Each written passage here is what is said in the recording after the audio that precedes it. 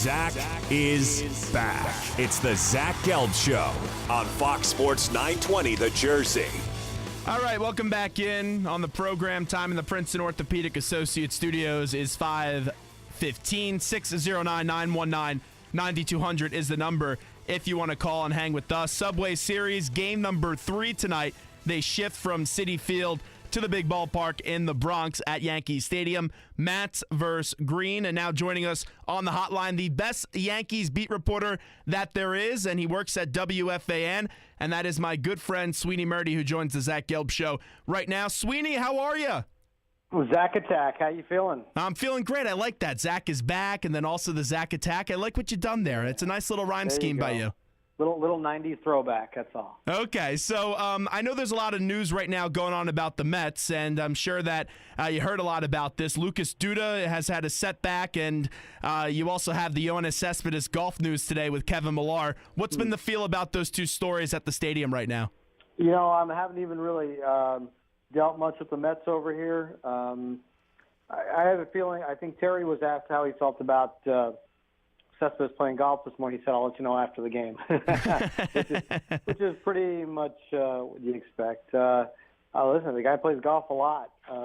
If he can play golf as much as he does, and he must be pretty good at it, and he must make a lot of money, obviously, because he can afford to play all these places, and he can still be a pretty good baseball player, well, unless he's like sprinting from hole to hole, I don't think it's that big a deal because he has a history of doing this, and really, I guess they want to make sure that quad is healthy, that's all. I can only tell so much from watching from afar on television when now I live in Philadelphia, but has there been a lot of juice for this Subway Series? I know it's a little bit bizarre with the Yankees now being sellers.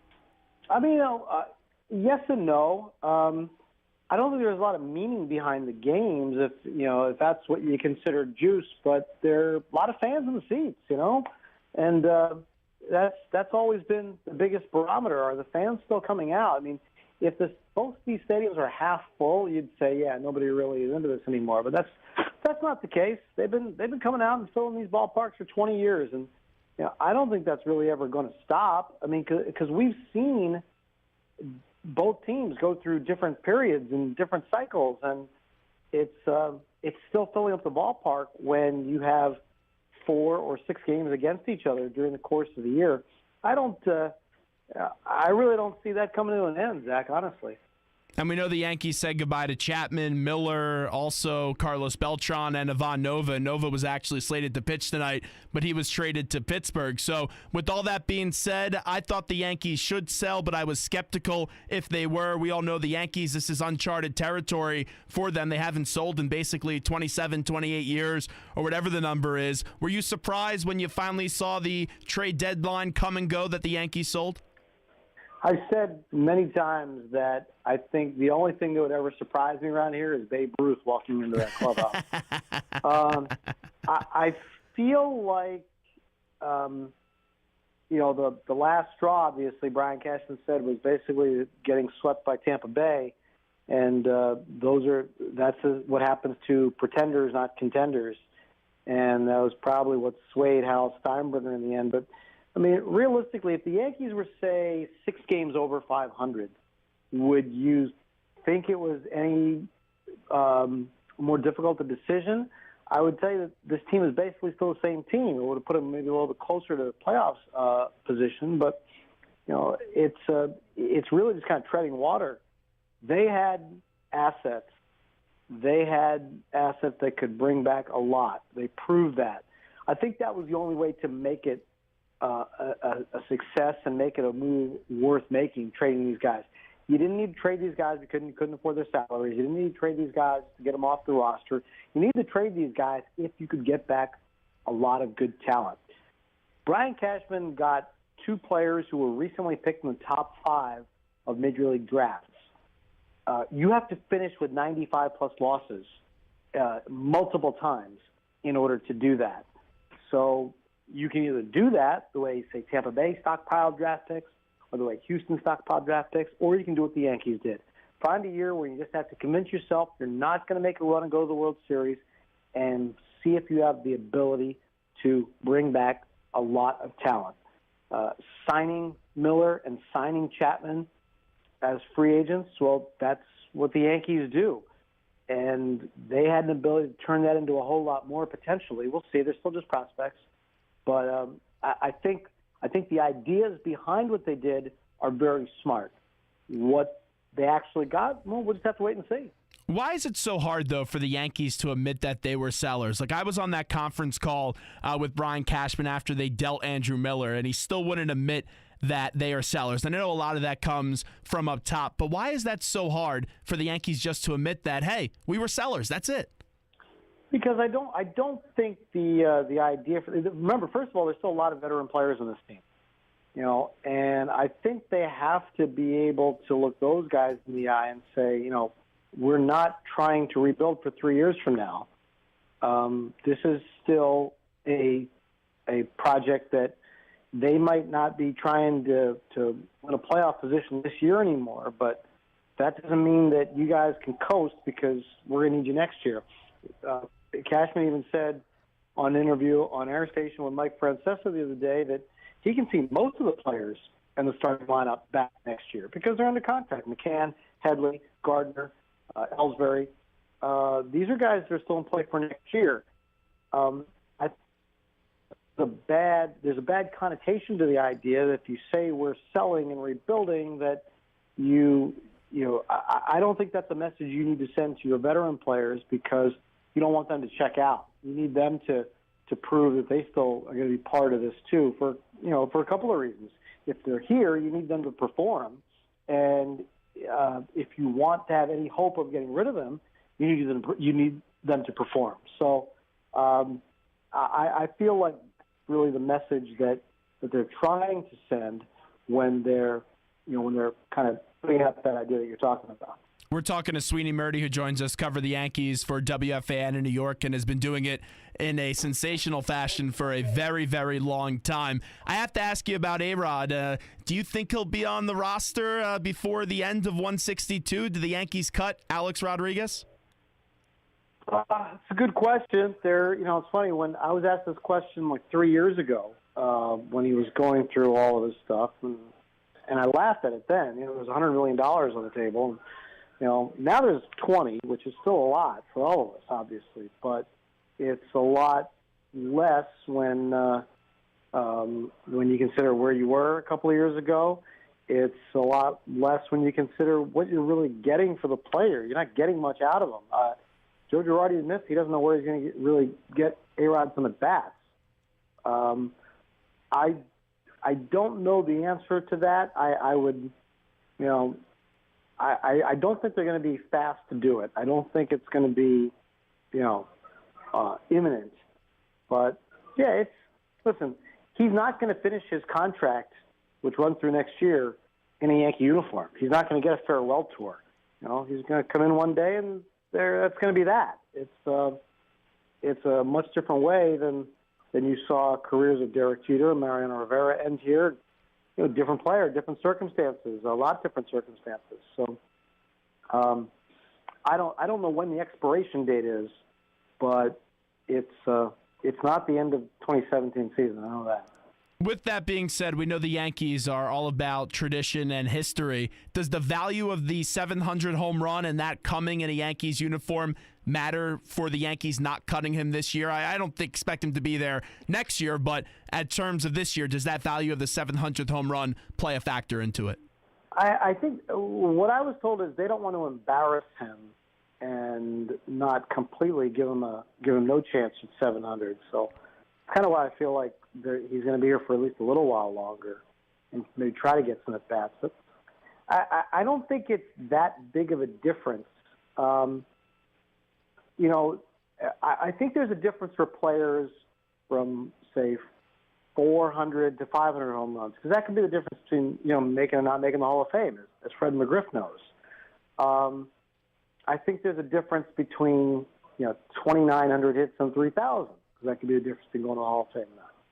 The difference for A-Rod between 696 home runs and 700 home runs really is minuscule, because he's not passing anybody on any list. He's not going beyond that much further. It's not like we can sit there and see him passing Babe Ruth, Hank Aaron, and Barry Bonds. I mean, he is where he is on that list, and it's not changing. 700. I can't speak for everybody. For me personally, 700 would be awesome to watch if I knew he was going further. 500 was amazing because you knew he was going further. 600 was amazing because you thought he was going further.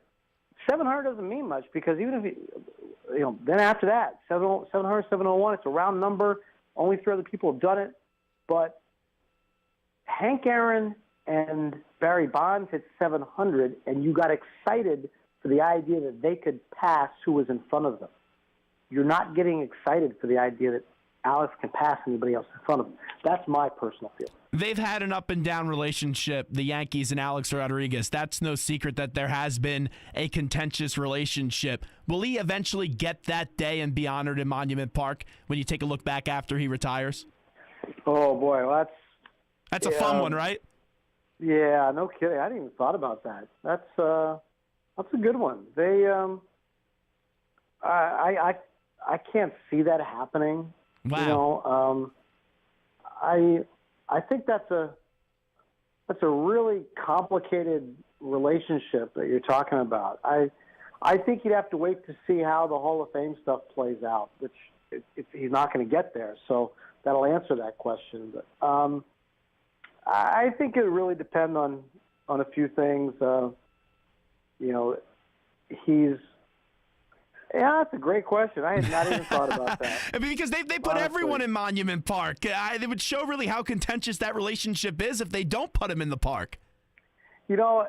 Keep this in mind. I think a lot of what they're doing now is capitalizing on the nostalgia of the late 90s teams. I mean, you're putting, players of lesser accomplishments like Paul O'Neill and Tino Martinez in compared to Alex Rodriguez. But you're doing that in part because you've got kids who were 16 years old when they won the World Series, now 36 years old and buying tickets and bringing their kids, and that's how you sell out games against Cleveland and Tampa Bay and Kansas City in August and September. Jeter Day and Mariano Day, those are different things altogether. That's just a different level. I don't know how this is going. Put it this way: first of all, it's not going to end neatly. I think it's a long way off. I think that's much further down the road. I don't think it's something that let's start planning the day the second he retires or is released or whatever. I think that's something for a lot further down the road. I think I found your next topic for the 30 with Murti podcast. Oh, but I just spent 30 answering it, didn't I? There you go. See? I do it all here for you. I'll send you this clip, and then you'll have it, and you can play it on WFAN. It will be great. I love it. Thank you for the plug, Zach. No problem. Wrapping up with Sweeny Murti. Sween, I just want to get to 2 more things before we let you run. How about Didi this season? I've been so impressed with him. I think he's really shown what the Yankees saw. When they traded for that player, you looked at what he had done to that point in the big leagues, and you're like, okay, that's what do they see in him? Well, this is what they saw. They saw athleticism. They saw the ability to improve against left-handed pitching. They saw a guy who was a tremendous athlete and could really play good defense. And I had scouts telling me before he played his first game for the Yankees last year that all he has to do is hit about 240 and he'll be worth it. Well, he's hit a lot better than that. The power is a little deceptive. I don't think you look at him as a 15 home run guy year in and year out. I think he went on a pretty good spurt. But he's not an automatic out, and he is a contributor offensively. He's a really premium athlete up the middle. And I just think it's different for us to watch. If you watch Yankee baseball, it's been a long time since you saw a player in his mid-20s playing that position. And this is no disrespect to Derek Jeter, but he was in his 30s and he was 40 when we last saw him. I think it just reminds you, much the way when you saw younger players take over for Bernie Williams, those are young men's positions up the middle. And as you get older, you sacrifice some things. You try to maneuver a little bit better, positioning, and make up for the steps you lost. And it's just natural. It's not a knock. So when you see guys flying all over the field and doing things that you hadn't seen in a while, you just forget that you saw it before. It's just that those players played in those positions for 15 or 20 years, and that's why you didn't see it in a really long time.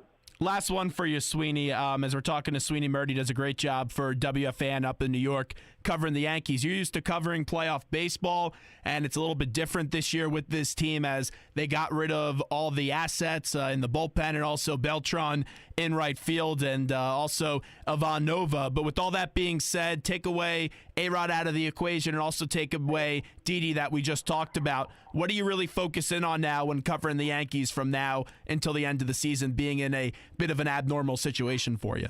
Well, I'll tell you, I was thinking about this on the way to the park today, trying to figure out about tonight's game. Like tonight's game, let's just say Chad Green is starting center. For instance, let's just say Chad Green in the sixth inning gives up a 3-run home run and they lose the game.